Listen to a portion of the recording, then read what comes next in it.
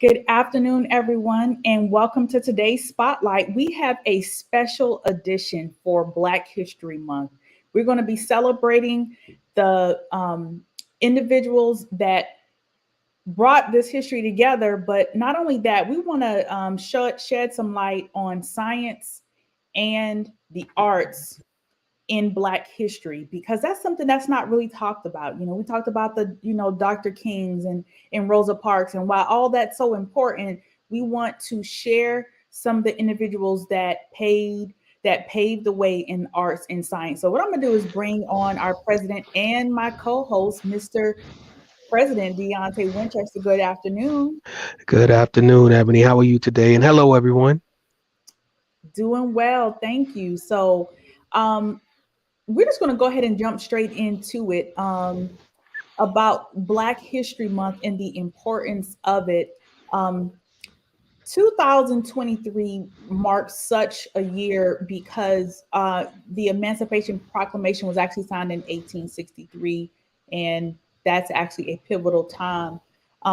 But can you share with me what your thoughts, really quick, Deontay, about what's even the need to have Black History Month? Well, for me personally, it's kind of mixed feelings because when you think of Black History Month, first of all, they gave us the shortest month of the year. But for me, why are we waiting until February to teach our history? Thank you. And for for us to expect individuals in a nation that enslaved and oppressed us to teach our history, we're doing ourselves a disservice. So we need to teach our own history year round, not just on Black History Month. Agreed. Well, today, the beginning of Black History Month. This year, very different because for the first time, perhaps since the civil rights movement, more whites than ever before are talking and thinking about racial inequality. Yeah, and many people feel it's been a long time coming. February, a time again to celebrate the accomplishment of African Americans. And because the truth is, Black history is America's history. Here's I, Kamala Davy Harris, solemnly swear. Few would argue that Kamala Harris's recent swearing in as Vice President of the United States will be remembered as an important moment in American history.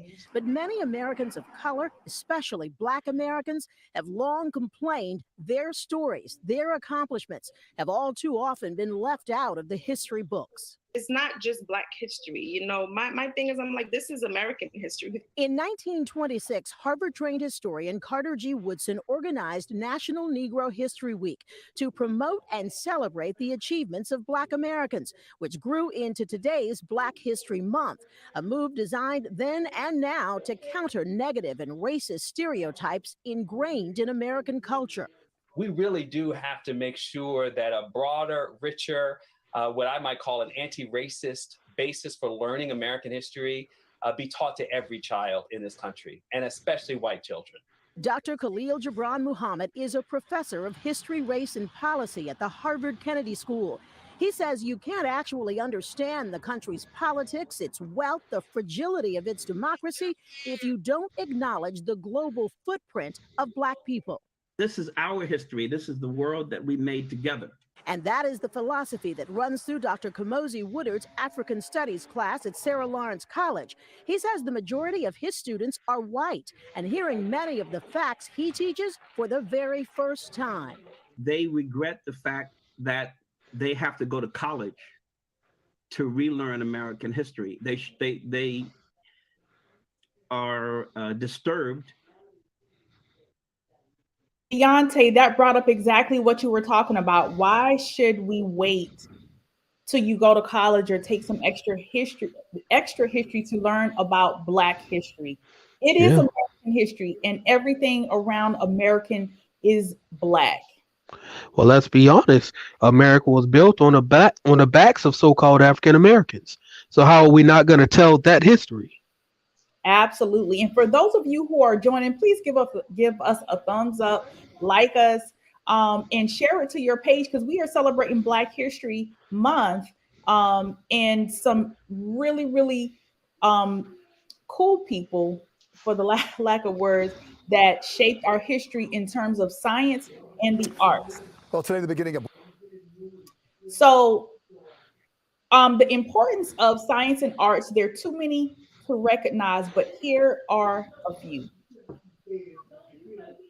Katherine Johnson, who was the mathematician, so-called computer for NASA. Hidden Figures. I liked what I was doing. I liked work. But little did I think it would go this far. Katherine Johnson. Katherine G. Johnson. Katherine Johnson.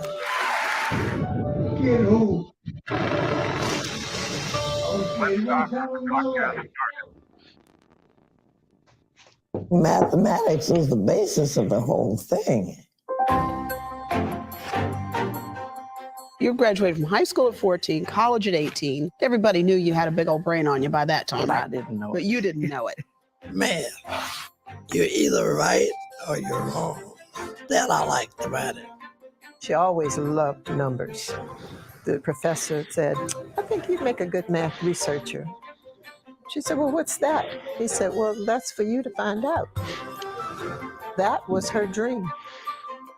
Katherine Johnson found her way to Hampton, Virginia, and there is NASA. NASA was hiring Black mathematicians. Just opened it up to women. I was finally going to find out what a research mathematician did. Those women took a seat, and that changed our country. Katherine Johnson was a trailblazer.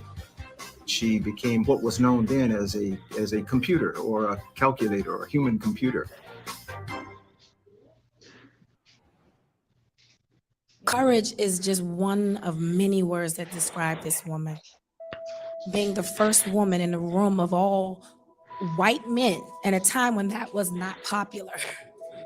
The courage to even walk in that room with your head held high. I don't think many people could do that. When I think about my experiences and those of Katherine Johnson, I am completely in awe. She overcame so much more overt prejudice, so many more challenges than I was ever faced with. In 1957, when the Russians launched the Sputnik satellite, the space race then became her job. Calculating trajectories for Mercury missions and Project Apollo. Katherine Johnson was so good at what she did, they needed her as an engineer.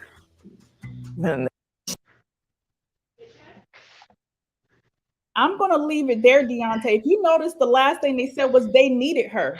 Yeah, and we got to move on, but the biggest thing that we need to take away when we talk about Miss Johnson, those ladies who were calculating those numbers were replaced by computers. Right? Yeah. They were gone, moved out of the way, replaced by these computers. But it came a time when the computers did not calculate properly. So they had to call Miss Johnson back to get those numbers right. So she better than a computer. Wow. Who can say that? Crazy. That is crazy, you know? And the thing about it is they could build those rockets all they want, but without her and the trajectories, they could shoot that missile into outer space and not even go to where they needed to be. So that is so amazing to me. And we're going to move on with the other Black history individuals. The next one we have is James Baldwin, who was an American author and creative writer. One of my favorites. Stay tuned.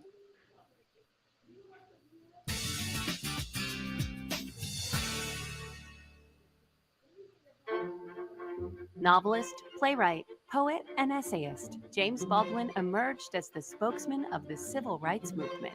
James Baldwin is considered such a great author because he was so skilled at eloquently describing what it was like to be Black in America.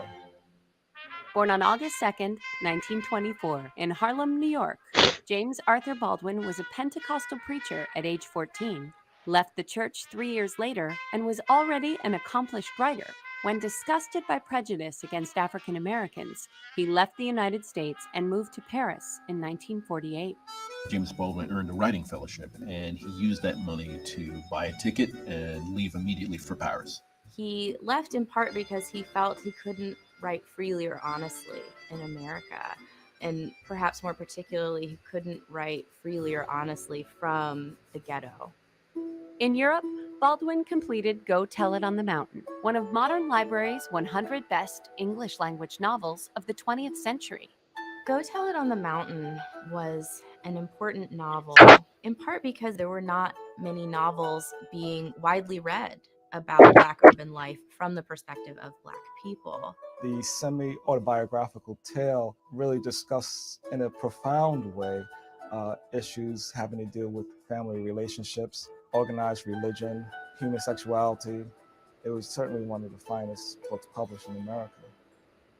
In 1958, he wrote Giovanni's Room, a controversial novel that featured only white characters and explicit homoerotic content. Giovanni's Room is one of the first novels in American literature to tackle the issue of homosexuality. When he published that novel, that was a daring thing to do. That was a taboo topic. Baldwin's book, The Fire Next Time, published in 1963, discussed the uneasy relationship between Christianity and the Black Muslim movement within the Civil Rights Movement, and landed him on the cover of Time magazine. In 1963, he may well have been the most powerful and most compelling and most widely recognized literary voice in terms of his essays, in terms of his relatively popular fiction. He was the voice that was calling America's attention to the prejudice and the racism that persisted in society. It was the year of Dr. King's historic speech, the March on Washington. Everybody read The Fire Next Time. It was an angry outcry at the racism going on in the United States and the burgeoning civil rights movement. With the assassination of major civil rights leaders like Malcolm X and Martin Luther King, Baldwin returned to Europe, where he lived most of his adult life and continued to reflect the racial upheaval of America through his work. In addition to novels and essays, James Baldwin was a playwright. He wrote criticism. He even published some film criticism. He was what you might call a creative journalist. And we're going to leave it there. He was such a creative writer in so many different ways. And we have a state committee representative with the NAACP, Mr. Sheldon Butts. I Am Not Your Negro. That's actually another great book. James Baldwin, who's a favorite of mine, I felt like was well before his time. And many times we don't bring a lot of attention to authors, but they were the ones that could capture exactly what was going on and put it on paper. You know, you might be Paul, you might be muted. My apologies. It was like a time capsule of what was going on in the world right there at that moment. His work was groundbreaking, it was progressive, and it was shocking. He gave individuals a peek into what was going on in different communities that they otherwise would not never know about. That's right. That's right. And we're going to move on to the next person that we're going to highlight today. And he is actually a local. And look out for him because they're going to be having something for him tonight. And that is Kedrick Armstrong, African-American conductor. I want to believe one of the first Black conductors ever. Take a look.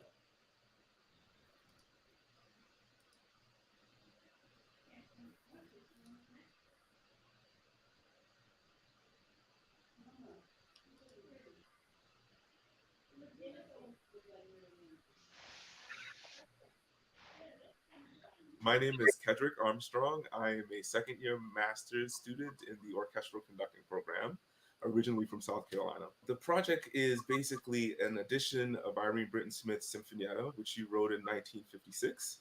And the project came to be as I was in kind of a crux of my own personal life and trying to figure out my position as a Black conductor and my responsibility in the conversation of diversity, equity, inclusion in the field of classical music and what I could do.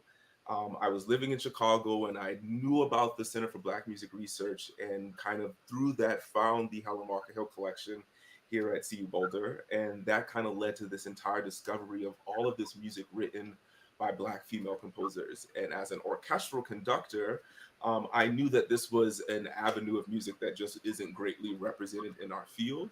And so to find kind of a treasure trove of music that hadn't even been, discovered yet, to lack of better words, pieces that had never been performed or published or recorded, was just kind of mind-boggling to me. And in that collection was this Sinfonietta. I think at first listen, this piece might scare some people, right? It's pretty thick, it's pretty thorny, it's pretty dicey. But with that, I do think that there are all of these nuggets in her music, right? And I think this comes from her entire life work as an elementary school music educator, right? So I think there's always a part of her that is thinking about our audience and thinking about, sort of how to grasp music and how to teach music and how to convey music to an audience. In the Sinfonietta, the entire 3-movement work is based on a 2-note motive, right? And as soon as you kind of hear that, and as soon as someone points that out to you, you can track that motive all throughout the piece. And even in the most complex moments of the music, right, you can still at least grab onto that 2-note motive. I feel, as someone who's trying to promote this music and give it to an audience, that is what we hold on to, right? It's getting beyond the fact that it's complicated. I think there's something to reintroducing and continuing the conversation and the research into these pieces that will hopefully, even after the first listen, maybe on the 5th listens, I can convince someone of the magic of this music. Little under 18. So 1, 2.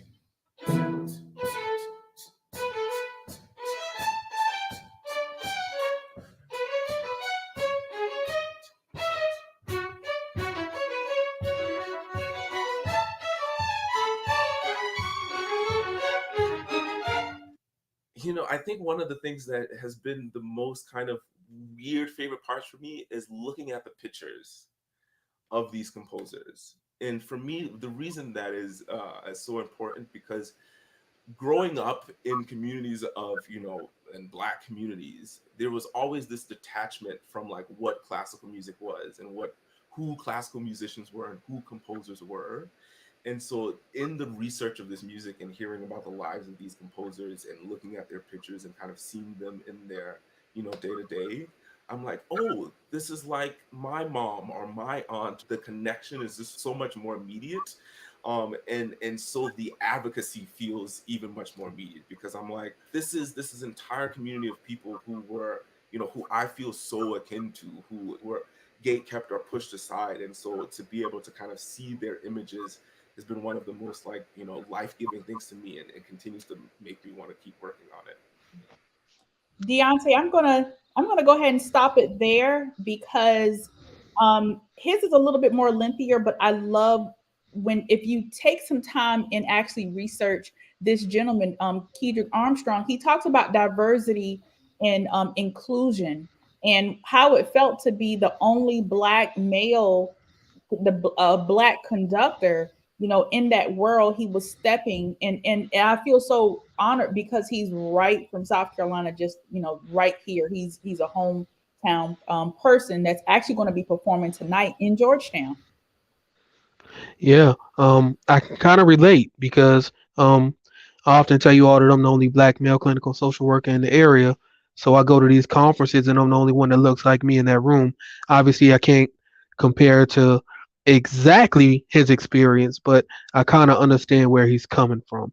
And what we need to do is just expose our children to different types of music, different types of media, different types of art, and just let them know that there is a Kedrick Armstrong. He's from our area and he does exist. Absolutely. And I love arts, and I'm so happy that we decided to highlight those who are in science and arts, because I love music. I actually played 4 different instruments, and I'm very thankful that my parents scrounged up the money to be able to help me get lessons, and help buy me my first saxophone and things of that nature. And I know that my parents really did not have the money, but it helped me. So if you have children, grandchildren, nieces and nephews, early on, get them involved into science and arts because it matters. It actually even helped me in math. Believe it or not, all those notes, they're mathematical, and it trains your brain to be able to digest other things and problem solve in a way that you can't teach in a classroom setting. Mm-hmm. All right. So we're going to move on to our. My name is Kedrick Armstrong. I am a second year. So why diversity and inclusion? Black people have historically been left out, and whites need to know the truth as it has happened unfiltered. We need to stop this with the altering of the narrative. Whatever happened, happened.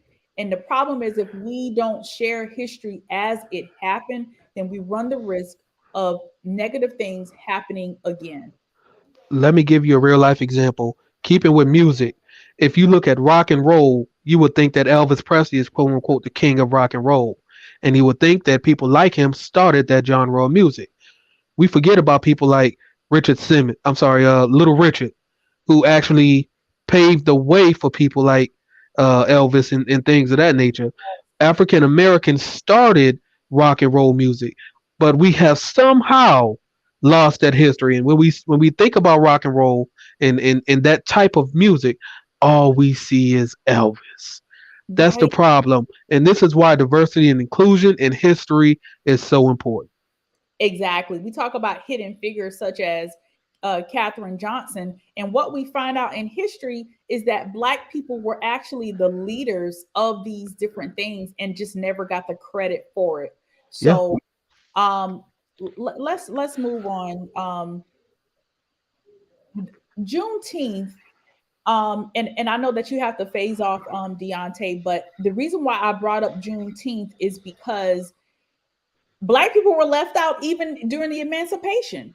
People were supposed to be freed, and yet a huge section of Black people were not freed because they were just simply left out. They wanted to keep Black people in the dark about that history. And just so you know, we're celebrating Black history this month, but also you need to understand the importance of Juneteenth and what that means.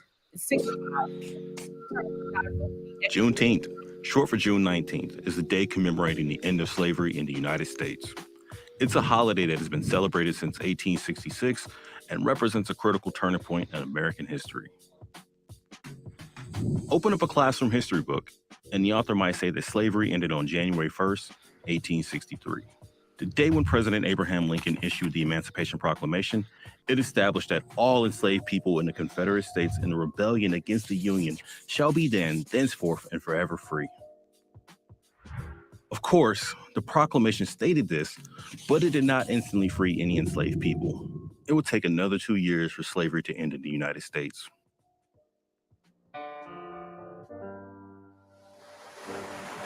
In Texas, slavery continued uninterrupted during the Civil War. The state wasn't involved in large-scale battles, and there wasn't a real presence of Union troops. 2 months after the war came to a close, U.S. General Gordon Granger arrived on Texas soil and read General Order Number 3. The people of Texas are informed that, in accordance with a proclamation from the Executive of the United States, all slaves are free. Granger's arrival marked the freedom for 250,000 enslaved people in the state. Although emancipation didn't happen overnight, celebrations broke out among newly freed Black people. Juneteenth was born. The following year, freed people in Texas organized the first of what became the annual celebration of Jubilee Day on June 19th.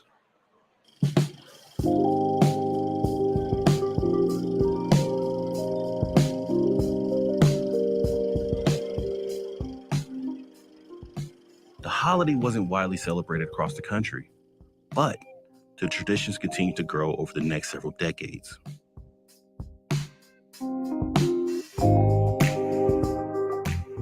By 1979, Texas became the first state to make Juneteenth an official holiday. Finally, in June 2021, Congress passed a resolution establishing Juneteenth as a national holiday. And now we take you live to the East Room of the White House, where President Biden is going to sign the law making Juneteenth a national holiday. All right. So Deontay, while all of this is wonderful, why did it take this long for Juneteenth to be recognized? You know, growing up, we didn't learn about Juneteenth in school. Yeah, again, they want to suppress our history. Um, Maybe they're ashamed. Maybe they don't want to feel guilty. But for whatever reason, Black history is not recognized as American history. When you look at our as what we're being called African Americans, I've never lived in Africa. I'm not an African American. I'm an American. But that separation, that social construct exists just to separate people from the very beginning. And that's just what we got to look at. Let's try to come together as one race. There's only one race, the human race. But we as Americans have not got to that place yet. That's it. We have Sheldon Butts here. It says, why is it that some of today's whites are so hell-bent on not telling our story in these United States of America, especially at the highest level of state and federal government, including the Supreme Court? That's a really good question and comment there. Long as you can keep people ignorant, you know, and I think a lot of it has to do with white supremacy. A lot of it has to do with wanting to control the narrative. You know, whites, you know, have been so hell-bent on telling their story that they will actually alter a map. Back in the day when we were in school, it always had United States on the map as this huge continent, and Africa a smaller continent on the map. But when in actuality, Africa was much larger. They didn't represent, even on maps, the actual sizes of things, because they wanted to show dominance of Europe and the United States and things of that nature. So that's really, I don't know really how to answer that question, but that's a really good thing to note there. But what we want to do is encourage people to learn more about Black history, all races, including Black people. Why? Because we find out more and more Black people don't even know about their own history. So that's going to be important, because if you don't know your history, then who's going to tell you? How will you know your value isn't in history, but also knowing that Blacks are minorities and that there are certain barriers. We have to know that we matter, our history matters, the things that we do, it matters. So please learn more about your history. Make sure that it's history that actually is reflective, that it's accurate. Be careful about the things that you pick up. But finally, last and certainly not least, before we turn out, we want you to go to tonight's Black History musical program that's going to be at the Winyah Auditorium tonight with our very own Kedrick, and it's going to be tonight. So what I want you to do is let me share this with you here about tonight's concert. I think there's still time. Hey, Georgetown, South Carolina. My name is Kedrick Armstrong, and I'm so excited to return to my hometown this week for a celebration of Black history through classical and contemporary music at Winyah Auditorium. This is a very special concert for me and will bring together some of my favorite musicians from within Georgetown, throughout South Carolina, and even around the nation. The Julia Collective Orchestra, Julia is an acronym for Justice Uniting Lives in Art, is an artistic concept I've been developing with the mission of performing, publishing, and preserving Black voices in classical music. These musicians are traveling from throughout the US to participate in this concert. They will be joined by orchestral musicians from around South Carolina, along with singers and musicians from within Georgetown who are lifelong friends and collaborators. The concert's first half will feature pieces for orchestra written by two prolific living Black composers. Jesse Montgomery is the current composer in residence for the Chicago Symphony Orchestra, and Adolphus Hailstork is an award-winning composer and educator who's taught at schools like Michigan State University and Norfolk State University. For the second half, we'll invite the singers and rhythm section to join us for custom arrangements of songs that epitomize Black history, celebrating artists like Aretha Franklin, Sam Cooke, Kurt Franklin, and many more. This is a concert you do not want to miss.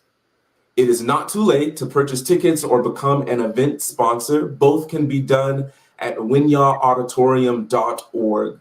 The concert is this Saturday, February 25th at 7:00 p.m. at the Winyaw Auditorium in Georgetown, South Carolina. I cannot wait to see you there. All righty, so you heard it. Tonight at 7, get your tickets, go online. And we also would like to bring awareness to another program that's going on tonight. I don't have very much information about this particular one, but it was sent, and it's at 4:00. So it looks like this one is going on in Williamsburg County at 4 p.m. with the Williamsburg branch NAACP. You are welcome to go to their Facebook page and find out more about their Black History program that's going on. And I want to invite you. You are also welcome. If you have a program going on, you can always drop the information in the post and let other people know what's going on, because people need to know about history and to be diversified and just to learn what they can. We do appreciate you for joining today's Spotlight. Today we had a lot of things going on. We had our former president who was at a program. We also had Marilyn Hemingway, who's normally here. She had a program going on today. So we are praying that everybody has safe travels and doing what they need to do. Deontay, he also had another program going on. There's a lot of things going on. But Black History Month, today and all year long. We thank you so much for joining today's Spotlight, which is brought to you by the Georgetown Branch NAACP, where we are here to educate, motivate, and activate. We are always stronger together. We appreciate any donations that you would like to send. You can send it to our Cash App, or you can do by money order or check to our PO Box 581. Once again, we appreciate you, and happy Black History